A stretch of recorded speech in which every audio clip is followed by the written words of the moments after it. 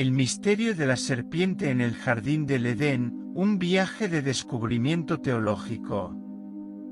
La historia de la serpiente en el jardín del Edén, descrita en el capítulo 3 del libro del Génesis, es uno de los relatos más enigmáticos y profundamente simbólicos de la Biblia.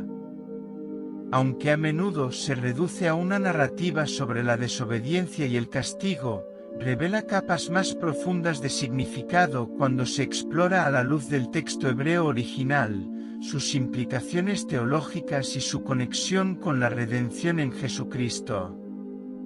Esta narración no trata solo de un fruto prohibido o de un diálogo improbable entre Eva y una serpiente parlante. Es el comienzo de un conflicto espiritual cósmico que da forma al destino de la humanidad y apunta a un plan divino de redención que resuena hasta el día de hoy. Antes de comenzar nuestro vídeo, solo quería recordarte que te suscribas al canal y dejes un me gusta para que podamos continuar con contenido de calidad para ti. La identidad de la serpiente, literal o simbólica. La narración comienza presentando a la serpiente como más astuta que todos los animales salvajes que Jehová Dios había hecho, Génesis 3, 1. Desde los primeros momentos, el texto sugiere que esta criatura no era un animal cualquiera. La palabra hebrea usada para serpiente es nachas, que, a primera vista, significa literalmente serpiente. Sin embargo, esta palabra también tiene otros significados en hebreo, que abren la puerta a interpretaciones más amplias. 1. Najas como brillante. Además de serpiente, nachas puede traducirse como brillante o resplandeciente, lo que sugiere una conexión con seres angelicales o figuras gloriosas. Esta interpretación tiene eco en pasajes como Ezequiel 28, 13-15, donde el profeta describe un ser celestial en el Edén adornado con piedras preciosas. Muchos teólogos identifican a este ser como Satanás antes de su caída. 2. Najas como engañador. El término también se asocia con el acto de engañar o seducir, reforzando la idea de que la serpiente no era solo un reptil, sino una manifestación de una fuerza maligna con una capacidad sobrenatural para engañar. El apóstol Pablo refuerza esta idea en 2 Corintios 11 y 14, describiendo a Satanás como alguien que se disfraza de ángel de luz. Estas interpretaciones amplían la comprensión de la serpiente como figura simbólica que representa la entrada de una fuerza espiritual maligna en la historia humana. La identidad de la serpiente en el jardín del Edén, descrita en Génesis 3, es uno de los elementos más enigmáticos y debatidos de la narrativa bíblica. En su interpretación más directa, la serpiente es vista como un animal literal, destacado por su astucia. Sin embargo, esta visión plantea preguntas intrigantes: ¿por qué Dios crearía un animal con la capacidad de engañar y hablar, algo sin precedentes entre los seres vivos? Esta perspectiva literal a menudo se considera insuficiente para explicar la profundidad del papel desempeñado por la serpiente en el relato de la caída. La palabra hebrea nachas, a menudo traducida como serpiente, tiene significados que van más allá de lo literal. Además de indicar un reptil, nachas también puede interpretarse como brillante o resplandeciente, refiriéndose a la posibilidad de que exista una entidad sobrenatural disfrazada. Esta idea encuentra apoyo en otros pasajes bíblicos, como Ezequiel 28, 13-15, donde se describe a un ser glorioso, identificado por muchos como Satanás antes de su caída, que estaba en el Edén. Esta conexión sugiere que la serpiente pudo haber sido una manifestación simbólica de Satanás, que usó su ingenio para engañar a Eva. Además del simbolismo de la luz y la gloria, la serpiente a menudo se asocia con el engaño y la manipulación. El término hebreo también puede vincularse a la idea de encantar o engañar, características que describen el papel de la serpiente como instigadora de la caída humana. En el Nuevo Testamento, en 2 Corintios 11 y 14, Pablo destaca que Satanás se disfraza de ángel de luz, reforzando la hipótesis de que la serpiente en el Edén representa algo mucho más profundo y complejo que un simple animal. Su capacidad para dialogar y persuadir a Eva apunta a un ser con inteligencia y un mal propósito espiritual. El simbolismo de la serpiente como representante de Satanás se consolida en pasajes posteriores, como Apocalipsis 12, 9, donde se hace referencia a Satanás como la serpiente antigua. Esta asociación trasciende la idea de una figura literal y coloca a la serpiente como símbolo del mal y del engaño en la narrativa bíblica. Su presencia en el Edén marca el comienzo de un conflicto cósmico entre el bien y el mal, que resuena a través de las páginas de la Biblia hasta la victoria definitiva de Cristo en la cruz, prefigurada en el protoevangelio de Génesis 3 y 15. Por tanto, la identidad de la serpiente parece unir aspectos literales y simbólicos, componiendo un retrato multifacético. Si bien el texto hebreo admite la posibilidad de una serpiente literal, las descripciones teológicas y simbólicas apuntan a una entidad sobrenatural que trasciende la mera fisicalidad. Esta dualidad refuerza la profundidad de la historia de la caída, enfatizando el papel del serpeine como agente del mal y el comienzo de un camino de redención que culminaría en la victoria de Cristo sobre el pecado y la muerte. La tentación, estrategia y seducción. El diálogo entre Eva y la serpiente está cuidadosamente construido para resaltar la astucia del tentador. La serpiente comienza cuestionando las palabras de Dios. ¿Es eso realmente lo que Dios dijo? ¿No comáis ningún fruto de los árboles del jardín? Génesis 3, 1.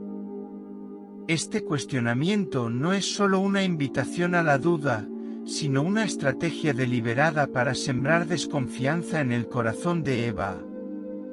A medida que avanza el diálogo, la serpiente contradice directamente a Dios, afirmando: «Ciertamente no morirán». Génesis 3, 4. El objetivo era sembrar la idea de que Dios ocultaba algo valioso, el conocimiento del bien y del mal, y que la verdadera realización estaría en superar los límites establecidos por el Creador. La tentación en el jardín del Edén, conducida por la serpiente, ofrece un profundo estudio sobre la estrategia y la seducción del mal. El acercamiento de la serpiente no fue directo ni forzado, sino insidioso y manipulador, comenzando con una pregunta que infundía dudas: ¿es esto realmente lo que Dios dijo? Génesis 3, 1. Esta táctica es emblemática de la forma en que opera el engaño, plantando incertidumbre en la mente y creando un terreno fértil para la desobediencia. Dudar acerca de la palabra de Dios es un paso inicial crítico para desviar la confianza y dar lugar a malas decisiones. La serpiente también apeló al deseo humano de autonomía y conocimiento. Cuando afirmó que seréis como Dios, sabiendo el bien y el mal, Génesis 3, 5, aprovechó la ambición innata de la humanidad de traspasar los límites y controlar su destino. Esta promesa de divinidad, por ilusoria que fuera, fue lo suficientemente seductora como para hacer que Eva contemplara el fruto prohibido de una manera nueva. La estrategia de la serpiente revela cómo la tentación a menudo implica presentar algo prohibido como una oportunidad irresistible para el beneficio o la realización personal. Además de apelar a la curiosidad y la ambición, la seducción de la serpiente era hábil para distorsionar la realidad. El fruto, que inicialmente fue visto como un símbolo de obediencia a Dios, pasó a ser percibido como algo agradable a los ojos y deseable para dar entendimiento. Génesis 3, 6. Esta reinterpretación de los valores es una característica típica de la tentación, que muchas veces transforma lo peligroso en algo atractivo, enmascarando sus consecuencias reales. Otro elemento clave en la estrategia de tentación es la progresión gradual. La serpiente no exigió que Eva comiera inmediatamente el fruto, sino que inició una conversación que la llevó a contemplar, cuestionar y finalmente actuar. Este enfoque muestra que el pecado rara vez es un salto inmediato, sino un proceso de erosión de principios, alimentado por la racionalización y la fascinación por lo prohibido. La seducción de la serpiente es una advertencia sobre cómo el engaño se infiltra de manera sutil pero efectiva. Al final, la tentación culminó con consecuencias devastadoras no solo para Eva, sino para toda la humanidad.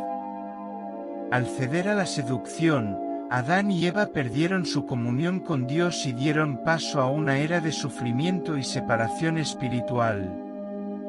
Esto pone de relieve la estrategia suprema del mal, ofrecer una recompensa falsa inmediata a cambio de un daño eterno. La narración de la tentación en el Edén sirve como un recordatorio eterno de la necesidad de vigilancia espiritual, discernimiento y confianza en la palabra de Dios para resistir las seducciones del pecado.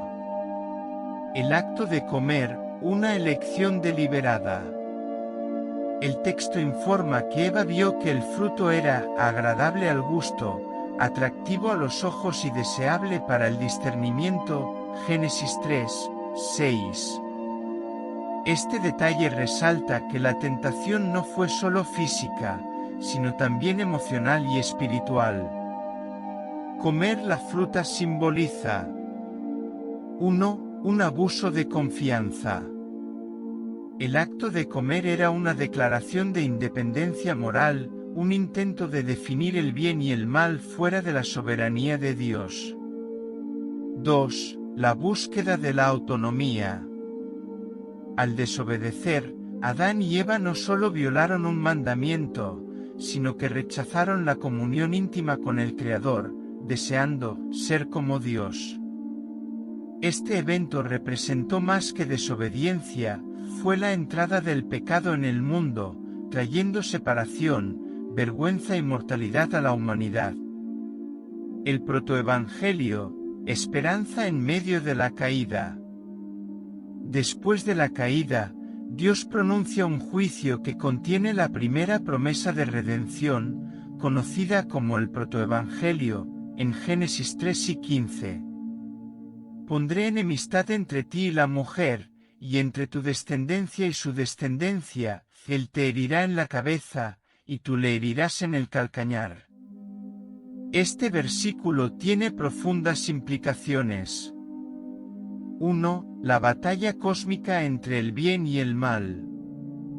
La enemistad entre la serpiente y la mujer simboliza la lucha continua entre Satanás y la humanidad, una batalla espiritual que resuena a través de los siglos. 2. La promesa de un Salvador. La descendiente de la mujer que aplastaría la cabeza de la serpiente es una prefiguración de Jesucristo, cuya muerte y resurrección representaron la victoria final sobre el mal. El protoevangelio, encontrado Génesis 3 y 15, es uno de los textos más significativos de la Biblia, ya que introduce la promesa de redención en medio de la narrativa de la caída de la humanidad. En la declaración de Dios a la serpiente, pondré enemistad entre ti y la mujer, y entre tu descendencia y su descendencia, él le herirá la cabeza y tú le herirás el calcañar. Hay un mensaje de esperanza. Incluso frente al pecado y la separación de Dios, este versículo apunta a una futura restauración, inaugurando la historia de la redención divina. Esta promesa inicial sienta las bases para toda la narrativa bíblica posterior en la que Dios se compromete a redimir su creación. Los cristianos interpretan ampliamente que el descendiente mencionado aquí es una referencia profética a Cristo el Mesías.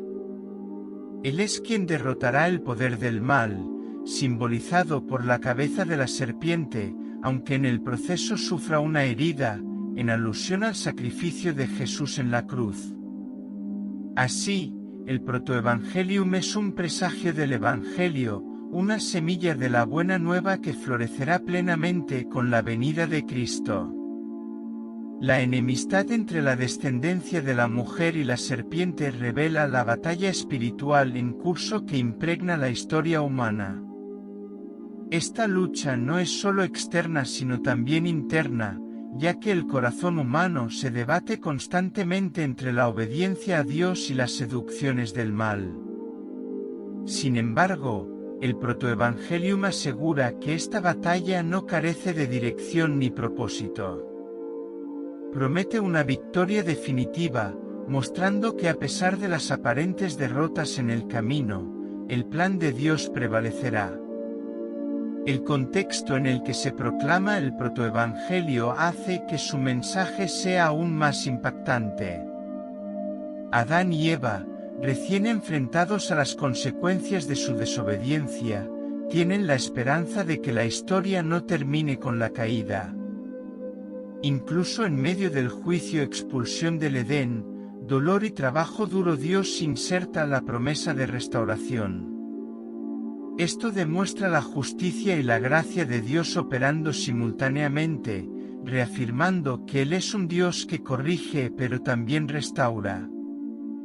Finalmente, el protoevangelio nos invita a confiar en el carácter de Dios y su soberanía. Muestra que, desde el principio, Dios no fue tomado por sorpresa por el pecado humano, sino que ya tenía un plan para vencerlo.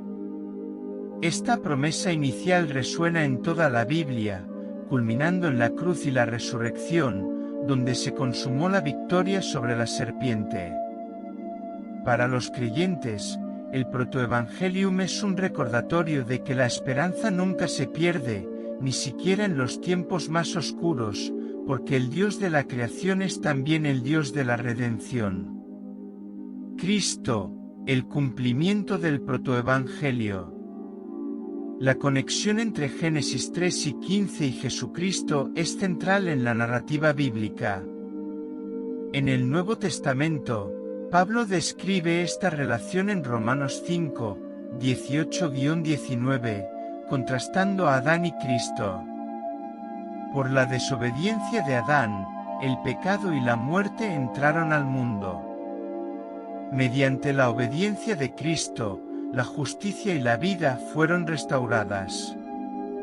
En la cruz, Jesús sufrió la herida en el calcañar, cuando tomó sobre sí los pecados del mundo. Sin embargo, su resurrección aplastó la cabeza de serpiente, simbolizando la derrota definitiva de Satanás y el triunfo de la redención divina. La redención y el nuevo Edén.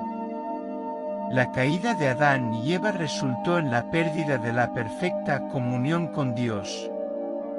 Pero a través de Cristo, la humanidad no solo es restaurada a su estado original, sino elevada a una nueva posición. 1. Restauración de la comunión. A través de la cruz, Jesús reconcilió a la humanidad con Dios, restaurando la relación rota en el Edén. 2. Un nuevo destino. En Cristo, los creyentes son hechos hijos e hijas de Dios, recibiendo el Espíritu Santo como garantía de vida eterna. Esta historia, que comienza con la tragedia en el jardín del Edén, culmina con la victoria de Cristo en la cruz, revelando el corazón del plan divino, la redención de la humanidad y la derrota final del mal. Conclusión. La narrativa de la serpiente en el jardín del Edén no es solo una historia de desobediencia y juicio. Es el fundamento de una promesa que da forma a toda la Biblia y culmina en Jesucristo. Desde el momento en que se mordió la fruta, un plan mayor estaba en marcha, un plan que trae esperanza y vida a toda la creación. Esta historia nos recuerda la profundidad del amor de Dios y el poder de la redención, que transforma la tragedia en triunfo y la derrota en victoria.